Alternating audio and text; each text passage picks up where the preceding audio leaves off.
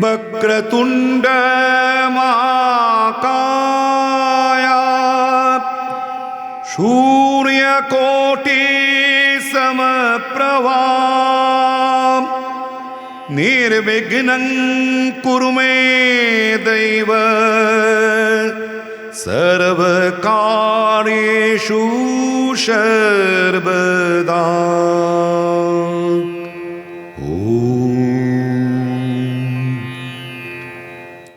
নমস্কার, ভরদ্বাজ অ্যাস্ট্রোলজিক্যাল ইনস্টিটিউটের ইউটিউব চ্যানেলের প্রত্যেক দর্শক বন্ধুদের জানাই আমার আন্তরিক শুভেচ্ছা ও প্রণাম।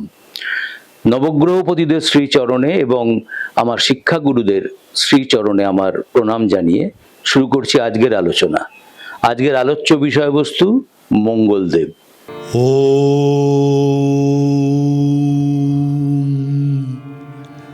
ধরণী গর্ভ সম্ভূতং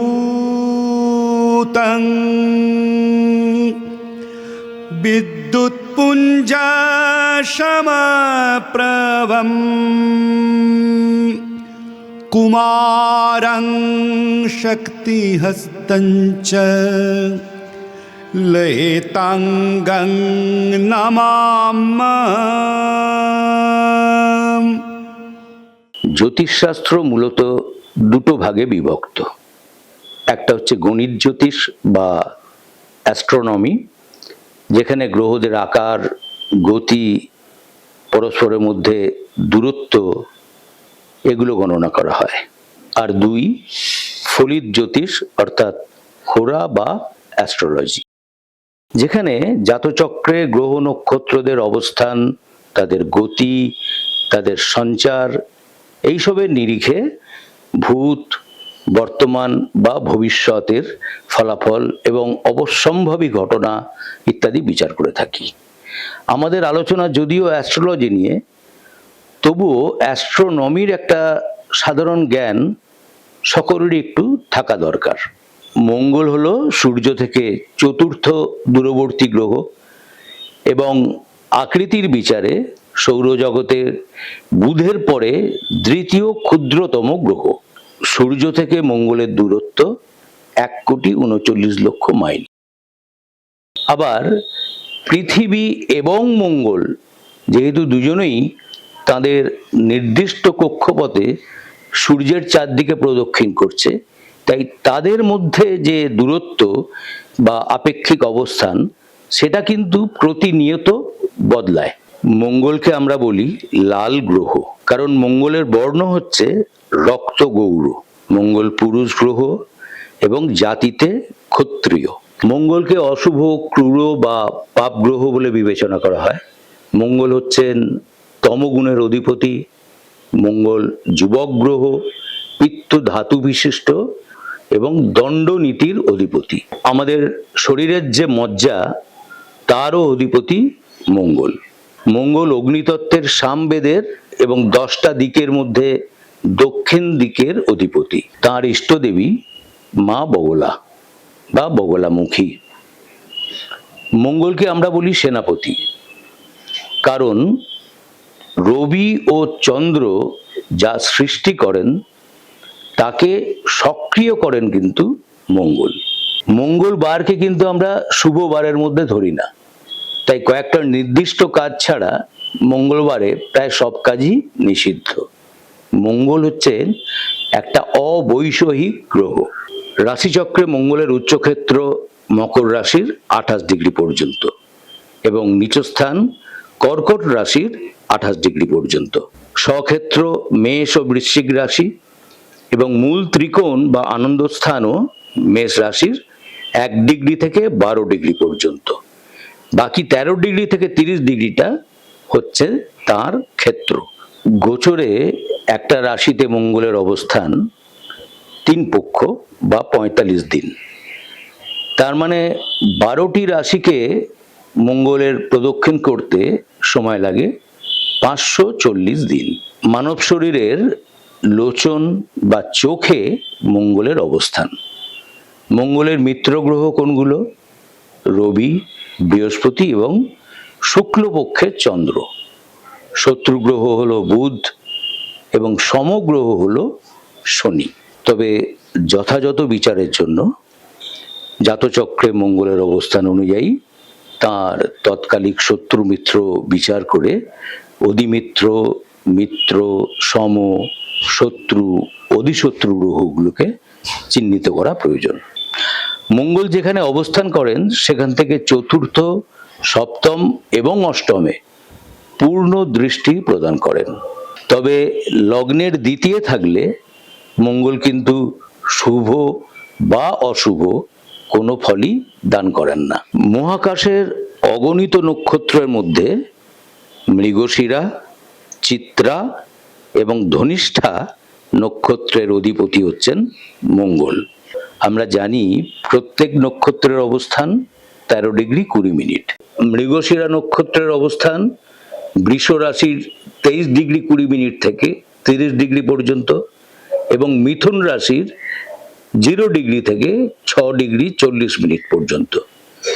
চিত্রা নক্ষত্রের অবস্থান কন্যা রাশির 23 ডিগ্রি 20 মিনিট থেকে 30 ডিগ্রি পর্যন্ত এবং তুলা রাশির 0 ডিগ্রি থেকে 6 ডিগ্রি 40 মিনিট পর্যন্ত। আর ধনিষ্ঠা নক্ষত্রের অবস্থান মকর রাশির 23 ডিগ্রি 20 মিনিট থেকে 30 ডিগ্রি পর্যন্ত এবং কুম্ভ রাশির 0 ডিগ্রি থেকে 6 ডিগ্রি 40 মিনিট পর্যন্ত।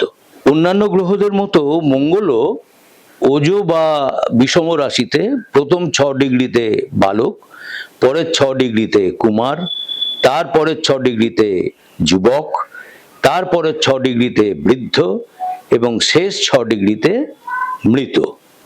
আবার সমরাশিতে এর ঠিক বিপরীত, মঙ্গল প্রথম 6 ডিগ্রিতে মৃত, তারপর যথাক্রমে বৃদ্ধ, যুবক, কুমার এবং শেষ 6 ডিগ্রিতে বালক।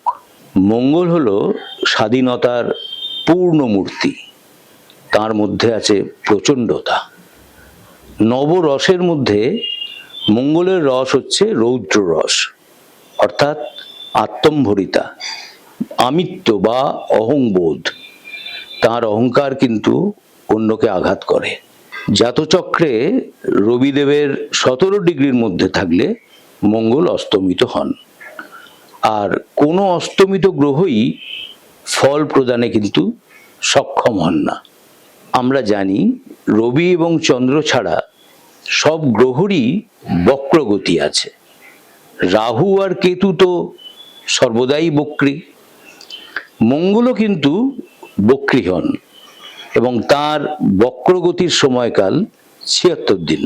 আমি আগের পর্বগুলোতেই বলেছি, আমরা লগ্নকে প্রথম স্থান ধরে অ্যান্টি ক্লকওয়াইজ বাকি 12টা ঘরের বিচার করি। তা এখন দেখা যাক লগ্ন সাপেক্ষে কোন ভাবে থাকলে মঙ্গল কিরকম ফলাফল দেন। প্রথম ভাব লগ্ন ভাব।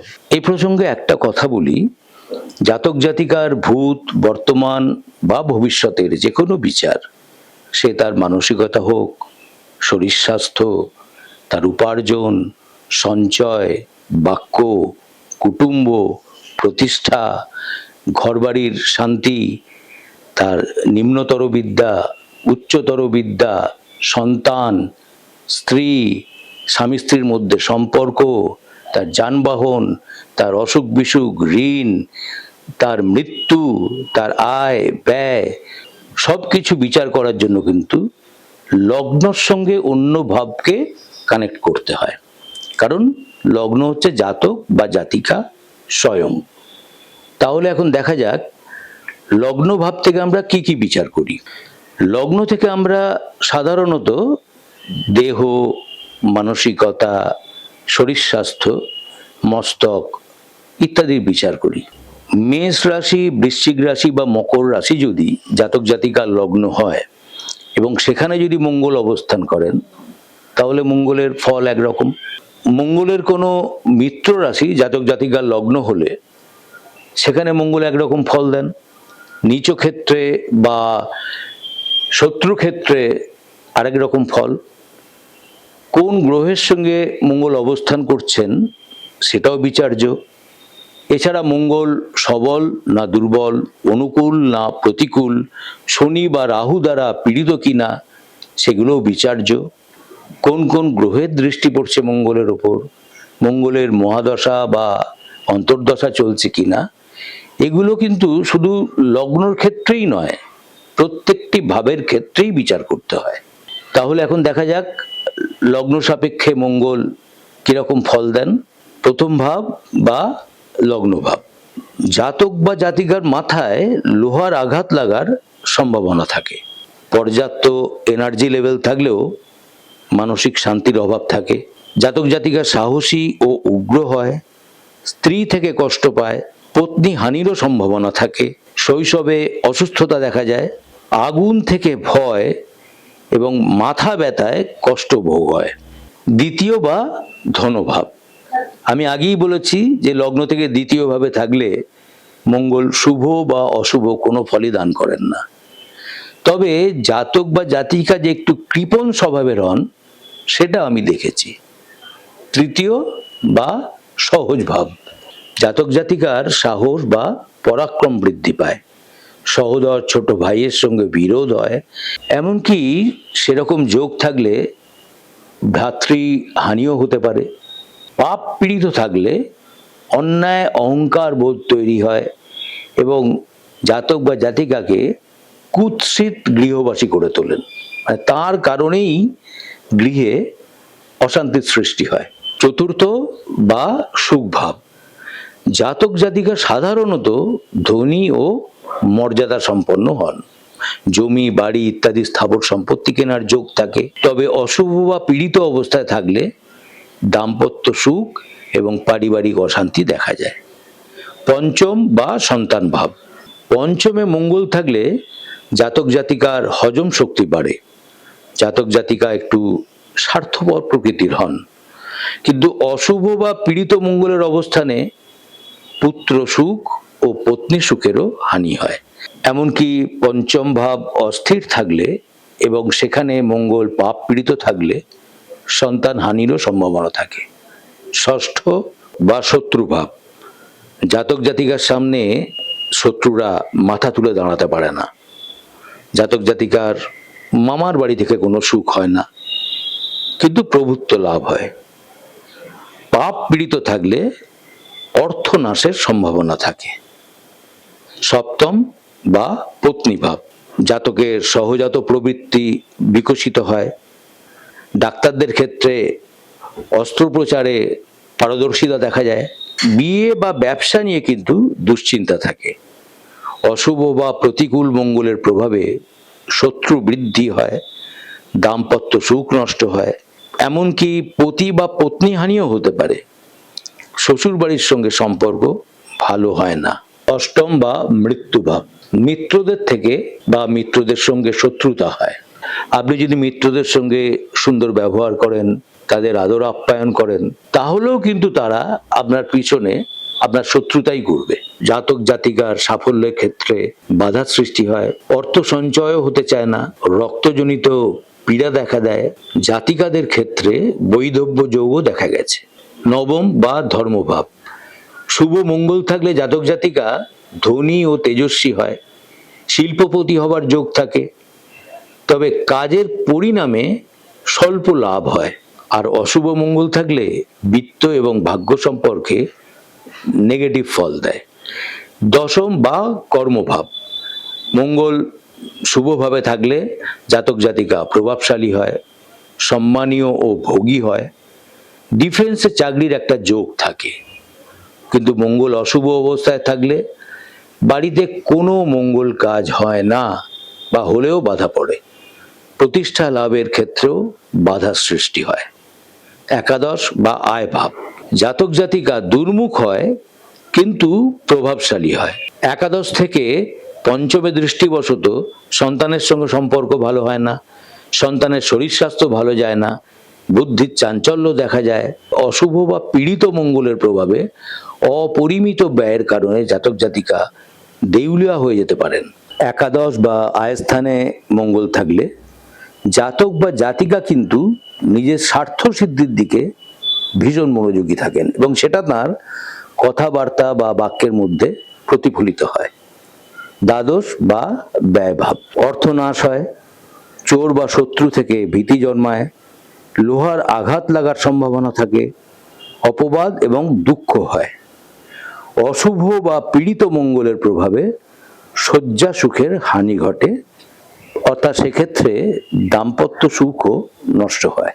এক্ষেত্রে একটা কথা জেনে রাখা দরকার, লগ্ন এবং তার সাপেক্ষে চতুর্থ, সপ্তম এবং দশম হলো কেন্দ্রস্থান। এই কেন্দ্রস্থান কিন্তু গ্রহদের জন্য একটা বলবান ক্ষেত্র। তবে সপ্তম স্থান অবশ্যই মঙ্গলের ক্ষেত্রে ব্যতিক্রম, সে কথায় পরে আসছি। লগ্ন থেকে দ্বিতীয়, পঞ্চম, অষ্টম এবং একাদশ অর্থাৎ কেন্দ্র সাপেক্ষে দ্বিতীয় স্থানকে পনফর বলে। এই স্থানে রাশিগণ মধ্যবলী হন এবং লগ্ন থেকে তৃতীয়, ষষ্ঠ, নবম এবং দ্বাদশ স্থান অর্থাৎ কেন্দ্রের ব্যয় স্থানগুলোকে অপক্লিম বলে। এগুলো রাশিদের সব থেকে হীন বলি স্থান। তাই যে কোনো গ্রহের অবস্থান বিচারের ক্ষেত্রে এই স্থানগুলোকে কিন্তু গুরুত্ব দিয়ে দেখতে হবে। এবার আসি গোচরের আলোচনায়।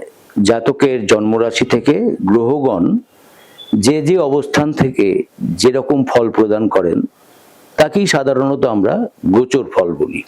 একটা জিনিস লক্ষ্য করবেন, প্রত্যেক পঞ্জিকাতেই কিন্তু গোচর ফল নির্দিষ্ট করে দেওয়া থাকে।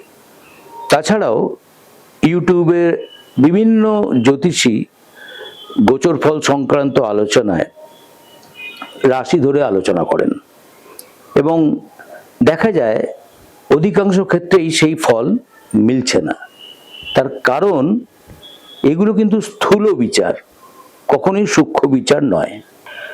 গোচর গণনায় কিন্তু অষ্টবর্গ শুদ্ধি দেখাটা আবশ্যক।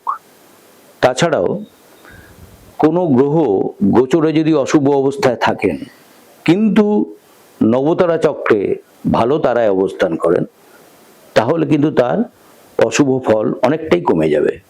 ঠিক বিপরীতভাবে কোনো গ্রহ যদি গোচরে শুভভাবে অবস্থান করেন অথচ নবতারা চক্রে খারাপ তারায় থাকেন, তাহলে কিন্তু তার শুভ ফল দেওয়ার ক্ষমতা নষ্ট হবে। একইভাবে স্বর্ণালী চক্রও বিবেচনা করা উচিত, কারণ স্বর্ণালী চক্রে কোন নারীতে তিনি অবস্থান করছেন সেটাও কিন্তু গোচরের জন্য খুব গুরুত্বপূর্ণ একটা বিষয়।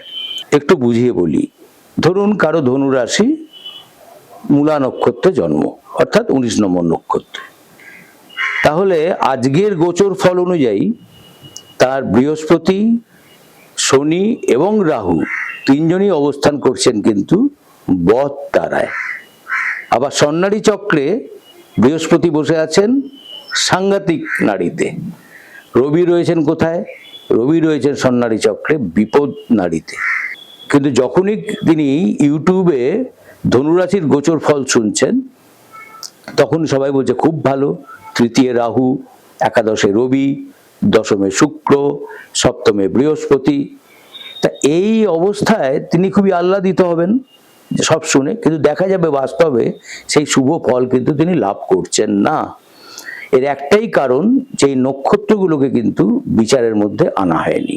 এরকম একজন জাতক আমার কাছে এসেছিলেন এবং খুবই দুঃখ করছিলেন যে সময়টা খুব খারাপ যাচ্ছে ইত্যাদি ইত্যাদি। আমি তাকে বললাম যে আর কিছুদিন ওয়েট করুন, কারণ শনি এবং রাহু খুব তাড়াতাড়ি নক্ষত্র পরিবর্তন করছেন। এখানে রাহু চলে যাচ্ছেন কোথায়? সাধক তারায়। আর শনিদেব চলে যাচ্ছেন কোথায়? মিত্র তারায়। বৃহস্পতি যদিও এখন বেশ কিছুদিন বদ তারায় থাকবেন, তবুও কিছুটা তো রিলিফড হবেন। তাই এইভাবে গ্রহদের নক্ষত্র ধরে ধরে কিন্তু গোচর ফল আলোচনা করা উচিত। এখানে আরেকটা কথা বলি, কোনো বলবান গ্রহের দশা বা অন্তর্দশাকালে গোচরে তিনি অশুভভাবে অবস্থান করলেও কিন্তু ভালো ফল দেন। তাছাড়া দ্বাদশ ভাবের যেভাবেই মঙ্গল অবস্থান করবেন সেই ভাবের কিন্তু উনি শুভ ফলের অনেকটা হানি করবেন, যদি না সেই রাশিতে মঙ্গলের অষ্টবর্গে 4 বা তার অধিক রেখা থাকে। এবার আমি গোচর সংক্রান্ত কয়েকটা টিপস দিই যেগুলো আপনাদের জেনে রাখা দরকার। লগ্ন থেকেও কিন্তু গোচর গণনা করা হয়ে থাকে। গোচরে লগ্ন থেকে মঙ্গল চতুর্থে থাকলে মা, বন্ধু বা ভূমি সম্পত্তির ক্ষতি হয়। পঞ্চমে থাকলে নিজের পেটের রোগ যেমন হয়, তেমনি সন্তানেরও স্বাস্থ্যহানি ঘটে। সপ্তমে থাকলে স্ত্রী এবং ব্যবসা বাণিজ্যের ক্ষতি হয়। দশমে নিজের কর্মস্থানে উদ্বেগ বা বাবাকে নিয়ে উদ্বেগ দেখা যায়। আবার ধরুন গোচরে শুক্র থেকে যদি মঙ্গল সপ্তমে অবস্থান করেন, সেক্ষেত্রে কিন্তু স্ত্রীর স্বাস্থ্যের ব্যাপারে দুশ্চিন্তা হতে পারে, এমনকি স্ত্রী হানিও হতে পারে। আবার বৃহস্পতি থেকে যদি পঞ্চমে থাকেন, সেক্ষেত্রে কিন্তু পুত্রের ক্ষতি হওয়ার সম্ভাবনা থাকে। এবার রাশি সাপেক্ষে মঙ্গলের অবস্থানকালে কি ধরনের ফলাফল লাভ হয়, মানে গোচরে, তার একটা জেনারেল আলোচনা করা যাক। জন্মরাশিতে অবস্থানকালে জ্বর, অযথা ভ্রমণ, শত্রু ভয় এবং দুশ্চিন্তা দেখা যায়। দ্বিতীয় অবস্থানকালে কর্মে বাধা আসে, অতিরিক্ত ব্যয় হয়, নানা রকম সমালোচনার সম্মুখীন হতে হয়। তৃতীয় থাকলে স্বাস্থ্যোন্নতি হয়, সব রকম উদ্যোগে সাফল্য লাভ হয়। চতুর্থে মঙ্গল থাকলে উদ্দেশ্যহীন ভ্রমণ, দুশ্চিন্তা এবং স্বাস্থ্যহানি ঘটে। পঞ্চমে অবস্থানকালে স্বাস্থ্যহানি, দুশ্চিন্তা, হতাশা এবং দুঃখ ভোগ হয়। ষষ্ঠে থাকলে পারিবারিক সুখ এবং সম্পদ বৃদ্ধি হলেও স্বাস্থ্যহানি ঘটে। সপ্তমে অবস্থানকালে নানাবিধ লাভ ও সুখ হয়। অষ্টমে থাকলে স্বাস্থ্যহানি, অনিদ্রা, দুশ্চিন্তা এবং বিভিন্ন ক্ষতির যোগ দেখা যায়। নবমে থাকলে শত্রু ভয় বাড়ে। দশমে সব রকম উদ্যোগে সাফল্য লাভ ঘটে। একাদশে থাকলে সুখ ও সাফল্য লাভ হয়। আর দ্বাদশে মঙ্গলের অবস্থানকালে অতিরিক্ত ব্যয়, ঝগড়া, বিবাদ এবং অপরের সমালোচনার সম্মুখীন হতে হয়। তবে আবার বলছি, এটা কিন্তু একেবারেই একটা স্থূল আলোচনা। সূক্ষ্ম বিচার করতে হলে নবতারা চক্র, সন্ন্যারী চক্র এবং অন্যান্য সকল গ্রহদের অবস্থান বিচার করে তবেই কিন্তু গোচর ফল নির্ণয় করতে হয়। এবার আসি মঙ্গলের মহাদশা প্রসঙ্গে। মঙ্গলের মহাদশায় অন্যান্য গ্রহদের অন্তর্দশায় বা অন্যান্য গ্রহদের মহাদশায় মঙ্গলের অন্তর্দশায় কিরকম ফল লাভ হয়, তা নিয়ে আমি বিস্তারিতভাবে একটা আলাদা এপিসোড করব। এখন মঙ্গলের দশাকালীন ফলাফলের একটা জেনারেল আলোচনা আমি করব। মঙ্গলের মহাদশাকাল চলে 7 বছর। উৎকৃষ্ট মঙ্গলের দশায় পরাক্রম বৃদ্ধি হয়, ভূ সম্পত্তি এবং গৃহবাড়ি লাভ হয়, বুদ্ধির প্রখরতা বাড়ে এবং রাজ সম্মান লাভ হয়। দুর্বল, নিচস্থ, দুস্থানগত, পাপযুক্ত বা পাপদৃষ্ট মঙ্গলের দশায় ভাইদের অসুখ বা হানি হয়, স্ত্রী ও সন্তানকে নিয়ে কষ্ট হয়, ঝগড়া বিবাদ হয়, ক্ষতাদি রোগ হয়, ভূ সম্পত্তি নাশ হয়, শত্রু বৃদ্ধি হয়, পদচ্যুতি হয় এবং পরাজয় ঘটে। জাতচক্রে মঙ্গল সুতুঙ্গী, উচ্চস্থ, স্বক্ষেত্রে বা মূল ত্রিকোণে অবস্থান করলে মহাদশাকালে কিন্তু শুভ ফল দান করেন।